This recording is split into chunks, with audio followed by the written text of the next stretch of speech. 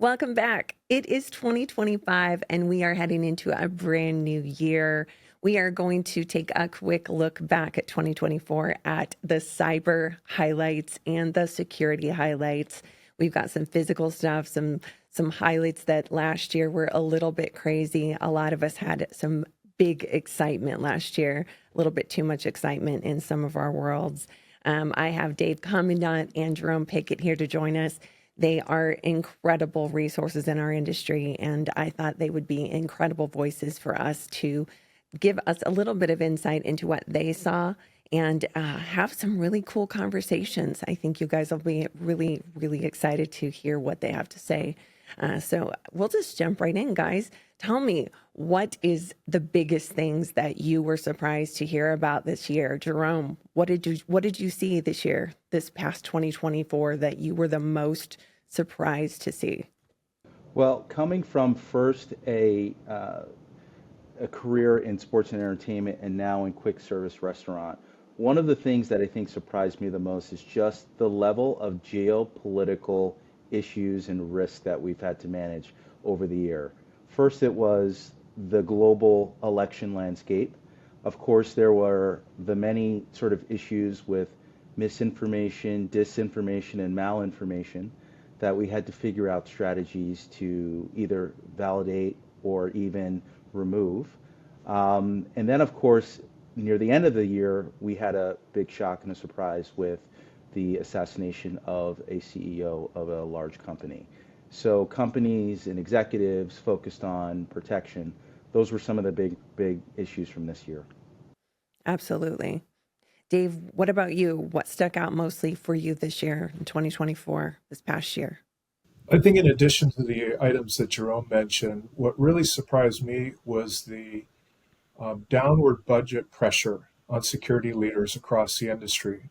And whether it was the reduction in the chief security officer position itself, reductions in headcount, or just overall budget pressure, when you think of all the things that Jerome just mentioned, you would think the budget cycle would be going in the opposite direction.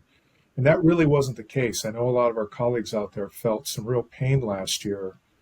And it's very surprising to me in this environment, with all the things that are going on, all the dynamic risks that exist out there, that that type of environment existed in 2024 and will probably continue a little bit into this year too.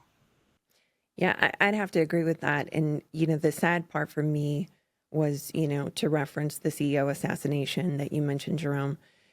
We saw, the conversations that we started early in the year and even back, before 2024 about executive protection and digital protection. Those things were started long before. And then when that happened, people came out of the woodwork in droves. The ambulance chasers came out wanting to perform these duties for these security teams. But also people came back to us. All of a sudden, the budgets were freed up. People that didn't have the budgets for this, the executives that didn't need this, didn't want this, all of a sudden were panicking. It's like they felt like they had lynch mobs at their front doors ready to, chase them down, and they wanted these services now. We had, orders, through Q2, Q3, for things like this, budgets approved.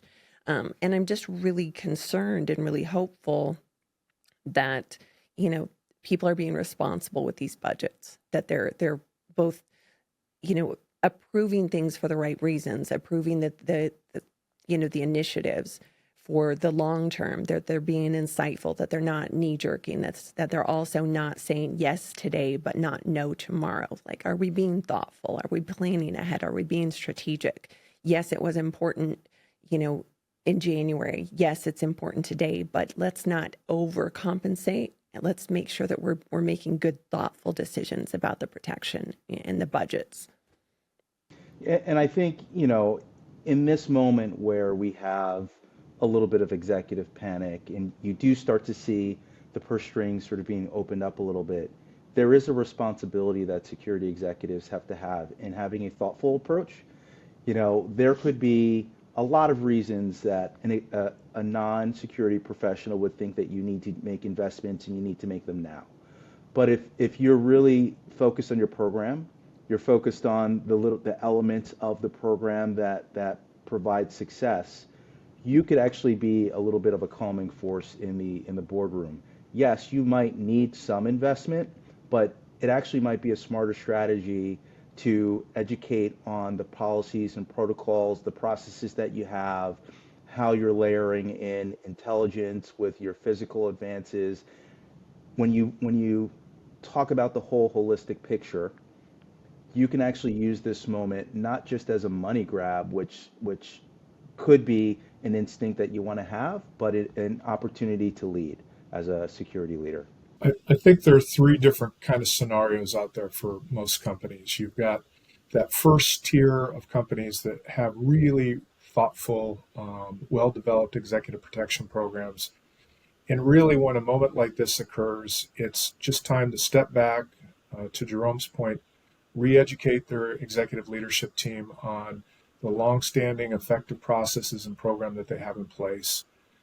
Kick the tires for sure. Make sure that things are still functioning the way that they're supposed to. But there's probably very little that needs to be done differently than what was happening up to that event. Then you've got that second tier of companies that maybe have struggled with implementing all aspects of an executive protection program, and they've been constrained budgetarily, headcount wise, whatever the situation was at that point. This situation likely for many of those companies opened the purse strings to allow them to move themselves into that next tier to really build a first class program. And then you have that third group of companies that really had nothing previously, and those are the ones that are in the scramble mode right now, kind of throwing money at the situation, trying to put something in place quickly. And that's the worst situation to be in, for 100 different reasons. So hopefully you're in that top tier, maybe in that second tier where you need a little bit of investment, but you've got a good, strong foundation in place. You just need to get yourself over the finish line to be a top tier program. It's those ones that haven't done anything. Those are the companies that I worry about. Agreed.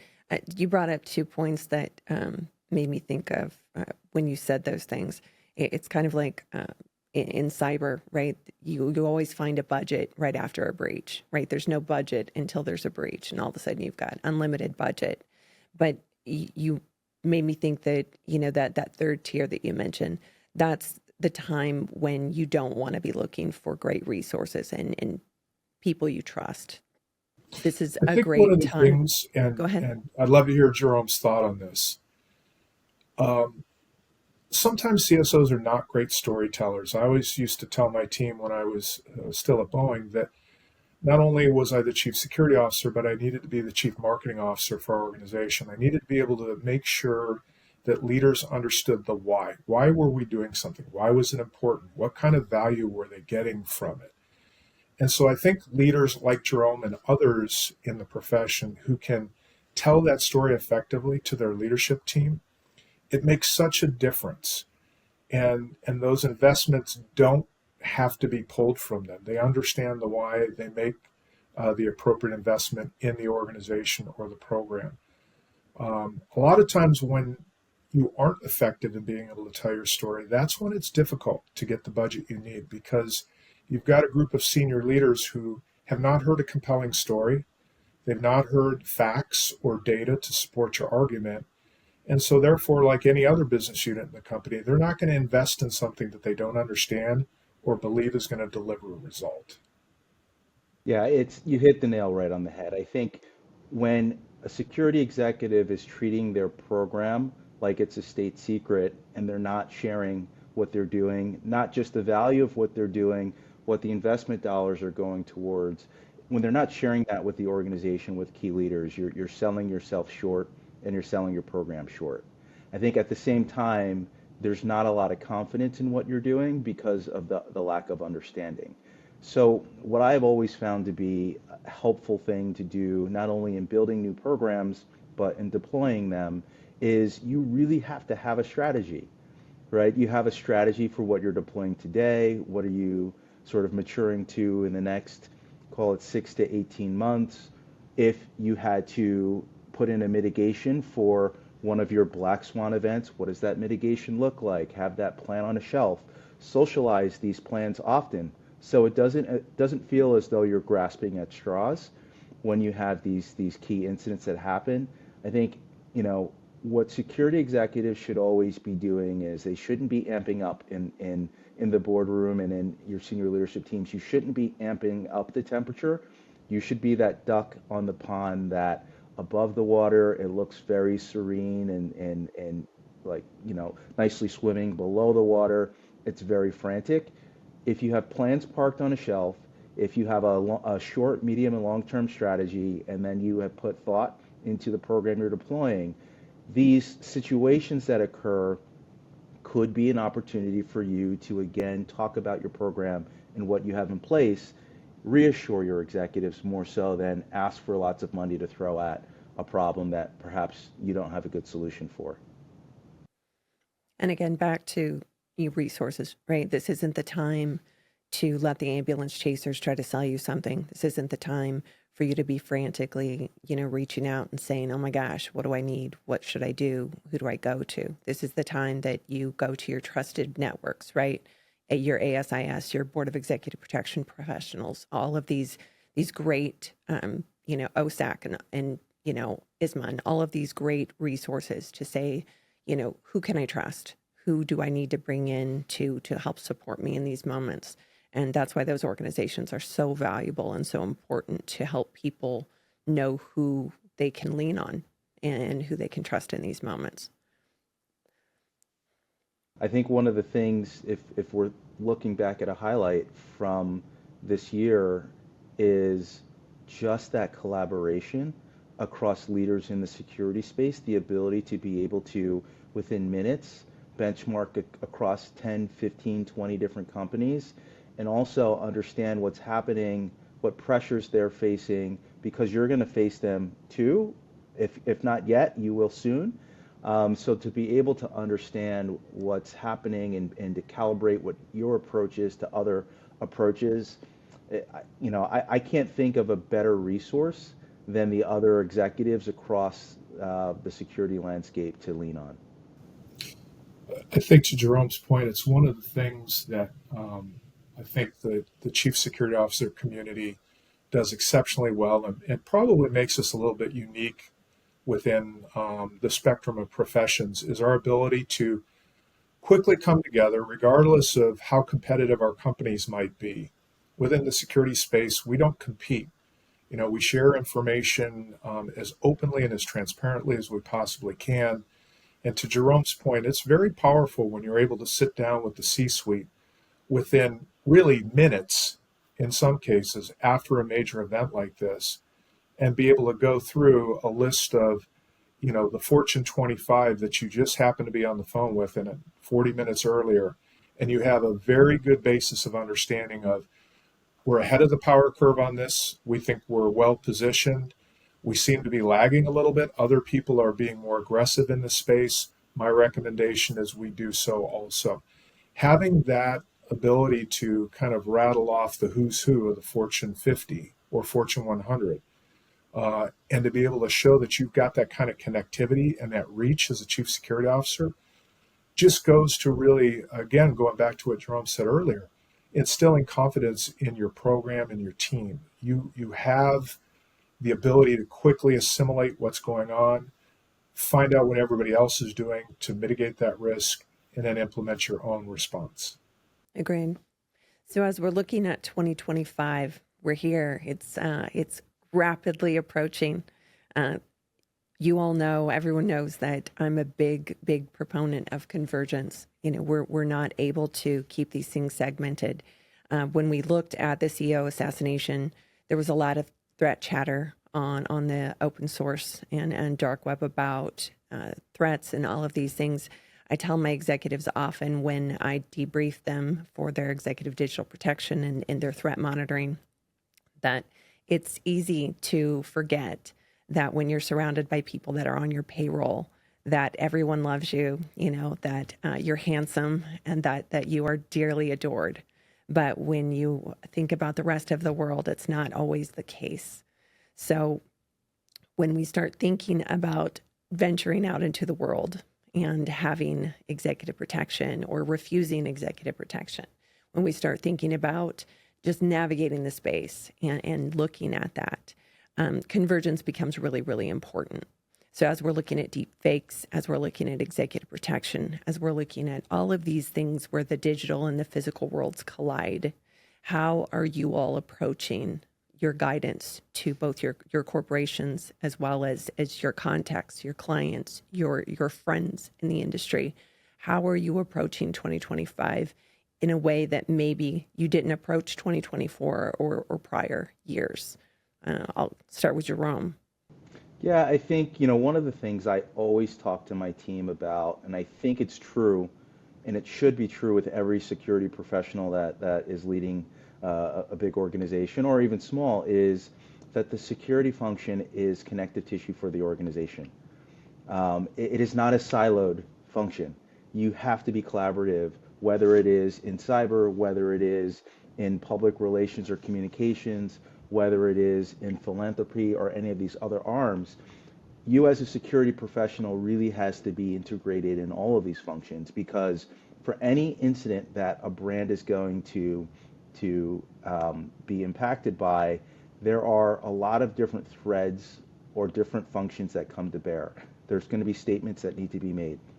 Perhaps there's a donation or some kind of a philanthropic activity that's involved there. There's going to be some kind of monitoring, whether it's rapid media monitoring, whether it is proving or disproving a post. There are a lot of things that come to bear. So the cross collaboration, leaning into being connective tissue, is what my team and how I'm going to be leading my function, even more so going into 2025. There are just a plethora of issues already developing, not only with polarization in politics, geopolitical risk. How are we leaning into events a little bit differently? There's a lot of things that I think are both inside of what would be considered the strike zone of a CSO, but also on the fringes of where CSOs should be thinking, not just narrowly within their own sort of tunnel. Dave? Yeah, to tag along here, security is a team sport.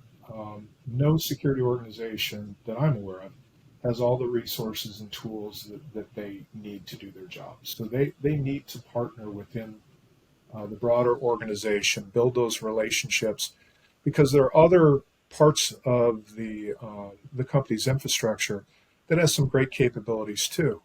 I think one of the resources that a lot of chief security officers don't leverage is their communications department. The communications department has some incredible tools that they use from an open source perspective to gather what the media is saying about them, what's on social media, and clearly security organizations have some of that capability also. But in many cases, the communication organization has more resources dedicated to going through all of that noise out there. And if you've got that solid relationship, there are threats or concerns that could surface that the security team themselves might not surface without the help of another organization. So I think that's one of the first pieces, is making sure that you look within the organization who has tools and capabilities that are being used maybe for one function, but can supplement yours and add value to what you're doing. I think the second piece, especially as we enter 2025, is doing a realistic threat assessment of how is your company perceived in the public domain? How are your executives perceived? And you can't just do that on the open web and through scraping open social media. You have to take a look at the deep dark web. You have to take a look and see what exposure, what's being said about you, your company, your leaders, your employees in that space. If you don't do that, you're not getting a complete risk picture. And I think it's something that a lot of companies don't do. And if they do it, they don't do it with enough regularity to stay current. What's the current temperature regarding their company? After the incident in New York, there was a lot of focus put on the healthcare industry, and I understand why. It drives emotion, right? But there are lots of other industries and services where people can be very adversely impacted. It can have a life-changing impact on them or their families. And there's a tendency at times to not really be honest and say that what we do can be really unpopular sometimes, or in some cases, all of the time. And so, not having a transparent, hard look at yourself and what is your threat profile as a company, and then what's being said about your employees and your leadership team, and doing that with some frequency, I think is a miss if people don't do that. And we're going to see more of the same in 2025. It's not going to get easier this year. It's only going to get harder and more complicated.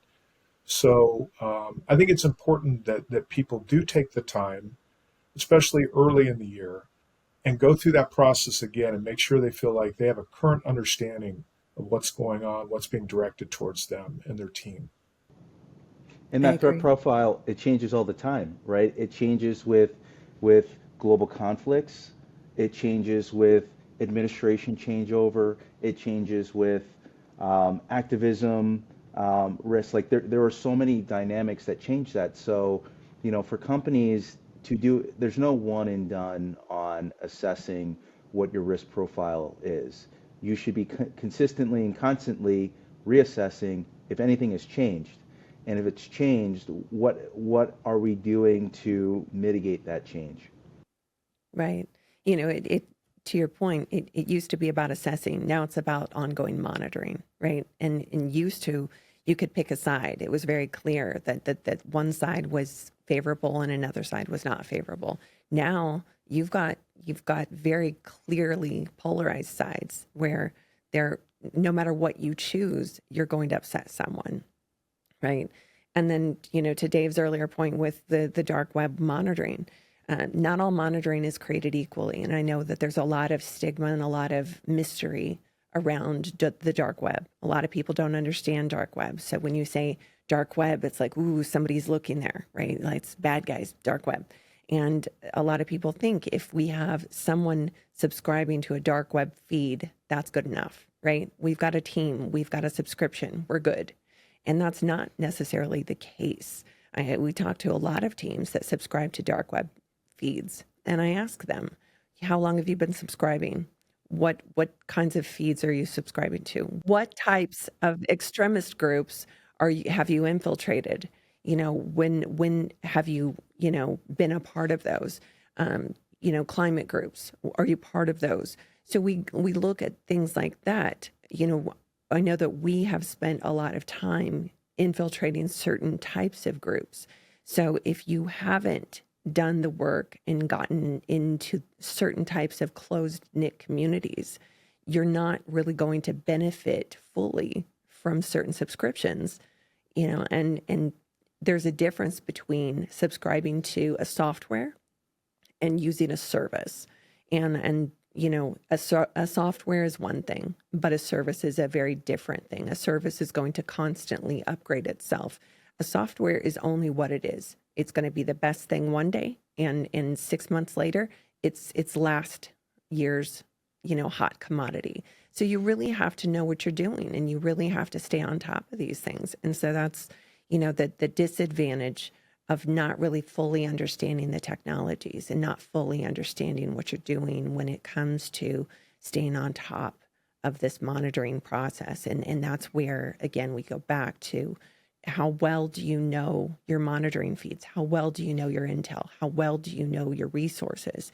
And that requires that you stay really fully embedded with your communities, your ASIS, your ISMA, all of these, groups that really keep you abreast of where these knowledge feeds come from.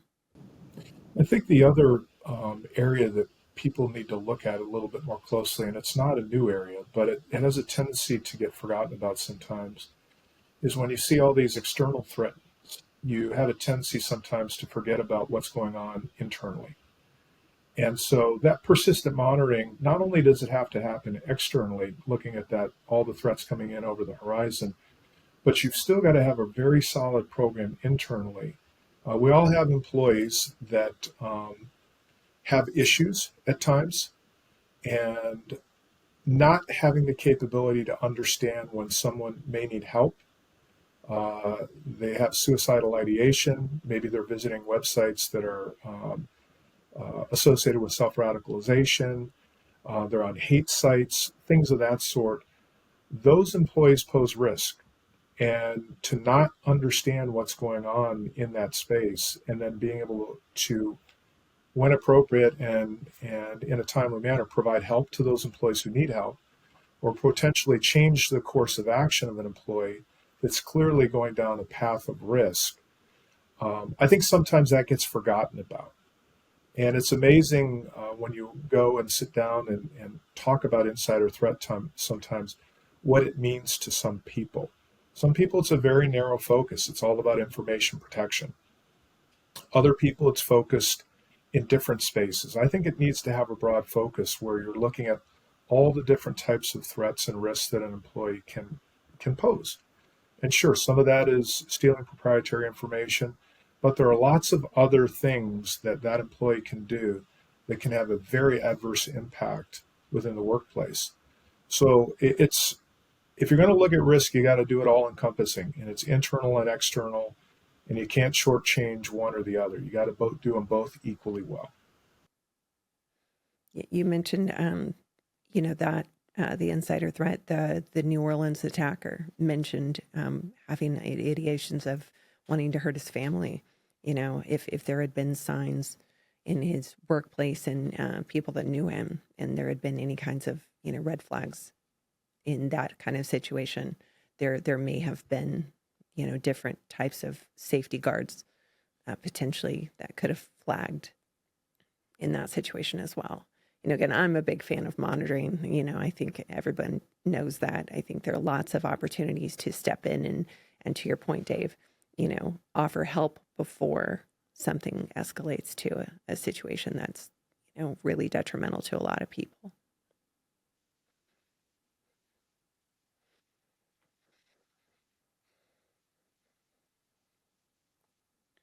Yeah,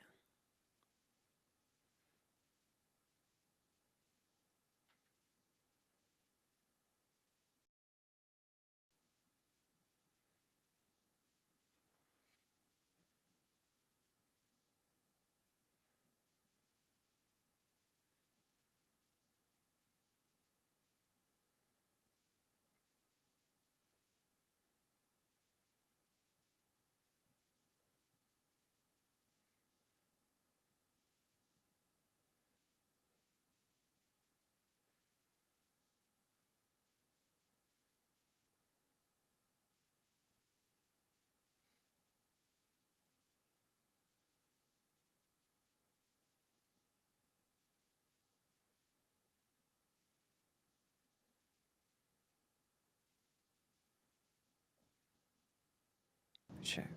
And that's part of the connective tissue piece, right? It's the difference between a CSO saying, that's not my job, and how can I help, or how can I lean in? So I think, as we're thinking about how to be more effective, particularly in this new year, different challenges, some a little bit more extreme than others, the leaning in and the collaboration is really where the difference can be. Um, what is your company's policy around A? What would happen if B were to happen? This sort of gaming potential issues, if a security executive is not thinking through that gaming strategy, they're not thinking through, what are my known knowns and my known unknowns. If you're not going through that and starting to classify for yourself where risk could happen and then where you and your team can lean into it, you're reacting. And so you really need to be more proactive, start engaging across the organization, start leaning into areas that you can actually help an employee at need, identifying early, before they're at risk later. These are all things that are within our power. Agreed. Which brings up a great point. So, how are we educating our teams, both our leadership teams and also our broader teams? How are we educating them to prepare for what lies ahead? Because I think we see some really big concerns, both geopolitical, honestly, political, right? We've got a new administration coming in. We've got a lot of deep fake concerns. And we've got a lot of, very, very charged disparities when it comes to, a lot of people within our workforce. So how are we creating security awareness for our teams? Well, I'll go first. And I mean, I stole an idea from a colleague and good friend, Chris Davis, over at Microsoft doing my executive, I do a leadership fireside chat, right? So every month I'm bringing in a CSO or a security executive to speak to my team, talk to them about, effectiveness, talk to them about leadership, but also talk about what are the things that you're dealing with, what are the things that we should be thinking about, right? So this is that collective approach and being able to get lean into other executives at other companies that are building teams that are looking at performance and effectiveness and trying to build that security culture and that learning culture within my own team. It's been hugely successful, I think, in getting my team to think bigger and to think more strategically and to be more introspective on how they can now show up in a different way, especially thinking about their careers and where they want to go in the next 5 to 10 years. So I may tap both of you, I'm sure, to join my team for one of the months. But I found that one of the best ways to up level my team is for them to see other executives that are doing really good things and to hear from them what's important. Excellent. Dave? In a similar vein, when I was at Boeing, I used to host a quarterly call, all employee call webcast. And part of that call was dedicated to telling the team what was going on, what's happening within our internal and external threat landscape. And the reason I felt that was important is because there were 1,200 of them and one of me. And so if I could create 1,200 ambassadors who had enough information to be able to articulate the risks that our organization and that our company were facing, that's 1,200 touch points at multiple levels across all sorts of divisions and services in the company that are hearing the same story. And I found that to be a very powerful tool. And when given the opportunity, whether it was in front of the board or in front of our senior leadership team, being able to articulately convey what's happening to us right now. What are the risks that we are facing? Why are we facing these risks? What can we do to mitigate them without creating kind of that sky is falling mentality in the room? To Jerome's point, I always felt like it was really important, and I still feel like it's really important, that the CSO is viewed as that place of calm, thoughtful leadership. Not going to overreact in any scenario, not going to underreact, but is going to do what is appropriate. And so, given those opportunities in those leadership team meetings and being able to talk about specific areas within the company where you have a concern, I can remember one in particular where we were talking about our threat management program, our workplace violence prevention program. And it was an emotional topic for a lot of leaders in the room, but we did it with facts and data. We had some really great metrics. We were able to look by business unit, by site, where there was quote unquote energy in the workforce. And what I remember most about that discussion is it was scheduled for 45 minutes. I literally talked for 5. And for the next 40, the executives amongst themselves were addressing the issues. Here's where we need some help. Here's where we need some resources. Communications team, we need to be more proactive in this space. And I think when you can have those kind of conversations, whether it's with your own team or your leadership above you, that's a win because people are doing your job for you at that point. You've got this whole set of people out there who understand the message, understand what you're trying to do, and are part of the solution set. That's a great point. And this year, when we started, the goal was to, to continue the recaps. And last year they were weekly, and then this year we tried to. The year before they were weekly, and then this past year we tried to make them every other week. And then as the year progressed, we started doing custom trainings for companies, and we were tailoring them to the audience. So we tailored them to executive protection agents and tailored them toward administrative assistants and founders and CEOs and business leaders. And that's, probably where this is going more so this year. So, the goal obviously is to still continue to do recaps and to talk to, my broader LinkedIn network and talk to everyone about, all of these things that are happening and make sure everyone's educated. But also, it's more difficult because we're wanting to tailor the message to individuals who truly want to learn about how to make this relevant to their business leaders and make sure that they're actually getting the message and that they're actually taking it in and applying it. So, that's, I think, probably the more important takeaway is to just make sure that the messaging is tailored to the audience, and that when we're having these conversations, to Dave's point, to your point, Jerome, that the audience is actually figuring it out why they should care, why this matters to me. Why are you talking to me about cyber? Why should I care about security? Why is this my job? That's your job. You're the chief security officer. Why is this my job? Because it's everybody's job, right? We all should care. So Yeah, I think a soft skill that might be missing across the CSO landscape is reading the room.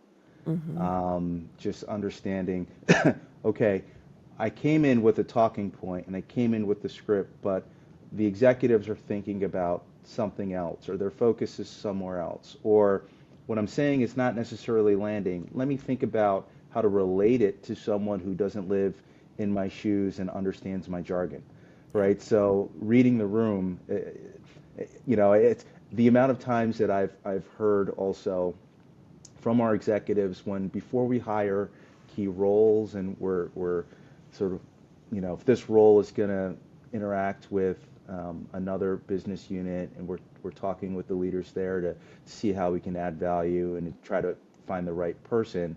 One of the things that always comes into play is, we just want someone that understands how to read the room.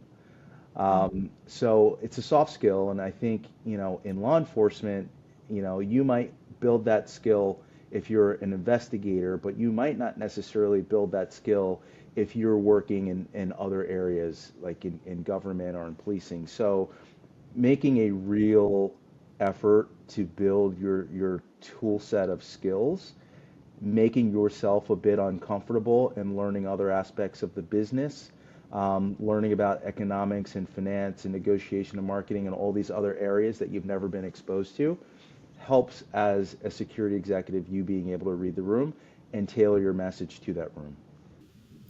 Yeah, I agree with that 100%. And I think one of the things that is important for a chief security officer to be able to do, especially if he or she is starting a new role at a new company, is really understanding that culture. What is the security culture of that company? Whether you're a longstanding CSO or a newer one, or you've just made a transition to a different role, every company has its own security culture. Some are very supportive, some are very anti-security, and you have to be successful, you have to be very creative to get things done. And so that ability to understand what that culture is and be honest with yourself, how is this message going to resonate that I'm going to deliver today? Is there a different way that I can deliver it? Do I have to take 2 steps in a different direction to get where I need to go? Because the message I need to deliver won't be heard today. It's not the right time. It takes some time and some skill and unfortunately some bumps and bruises to learn how to do that, right? I think Jerome has probably had moments, and I know I sure did, where I left a room and was like, man, that didn't go well, right? But what I tried to do after those conversations was A, be really critical of myself, but B, there's always somebody in that room that's your ally. And go to him or her and say, what could I have done differently? This is how I perceived how the message was received. What was the conversation in the room after I left? Or what did you observe during that conversation? And so I think it's a combination of you've always got to evolve. There are always going to be different leaders in that room. I went through 8 CEOs at the Boeing company. Every single one of them had a different personality. Every single one of them heard things that I was saying differently. And so you have to be adaptive to the leaders in the room, because one year a message might resonate very well with everyone, and the next year it falls flat. And so being able to understand those changes and stay current with those changes, I think is a really important skill set. I agree with Jerome 100% on that. Agreed. So what do we got, guys, for takeaway? You got One team, you one got team, one 2020. fight. That's That's the takeaway. One team, one fight. You have to have this collaborative approach. You have to really start to be a little bit vulnerable in this role and work with other business leaders, figure out where you can improve. How do you develop those soft skills? How do I hire better? Right? How do I get a little bit uncomfortable in the hiring process to bring in some outside in views and some perspectives that are going to actually challenge the norms? That I've done this 1,000 times is one of the most dangerous things you can say in the security space. I've done this 1,000,000 times. Like once you say that, that something's going to go wrong. So it's vulnerability. Yeah, I'm gonna actually put you on the hot seat since you said that, because I love this conversation. Uh, People that don't look like you, people that don't come from your background, people that don't speak your speak. How do you hire for that when the pool of talent does not necessarily give you a lot of options for that? How do you broaden the pool? How do you make sure that you get that talent as part of your options, as part of your interview process? You search in places that you don't typically search. First, start internally at your company. Careers no longer go up in a straight line. For people to progress through companies, especially if you're coming in at not a senior level, you have to go through number of areas, laterals and otherwise across the business. I love that. I am living, breathing proof of who you should not hire, and how it works beautifully sometimes. So I love that example, and thank you for giving that. I think people need more encouragement to break that mold. So thank you for that. Dave, what's your takeaway? 2025, what's your takeaway for all of this, and any kind of breaking the mold encouragements? I think intentionality, and what I mean by that is, so let's start where Jerome left off with the talent that you bring onto your team. I think it's really important to go out and seek agile thinkers. And those agile thinkers may be part of your security organization, but they might be part of HR, they might be part of IT, they could be part of the supplier management organization or procurement. Um, I think it's important to bring in these different perspectives and different skill sets, because our workplace is changing so rapidly every day. And there are times where folks that are long tenured can be very linear in the way they think. And they can get frustrated very easily if their priorities are changed. And what I found with folks that are agile thinkers is they're multitaskers, right? They're very used to being able to reprioritize their day multiple times and not lose their mind, right? It's very frustrating to some if I say, hey, Jerome, here's the priority for the day. And I had that conversation at 8 a.m. At 11 a.m., I come back, I go, remember what I told you at 8? It's not important right now. I need you to work on this. And then at 4 p.m., I come back and I say, remember the first conversation we had today? That's now become important again. Some people, their minds explode in situations like that, right?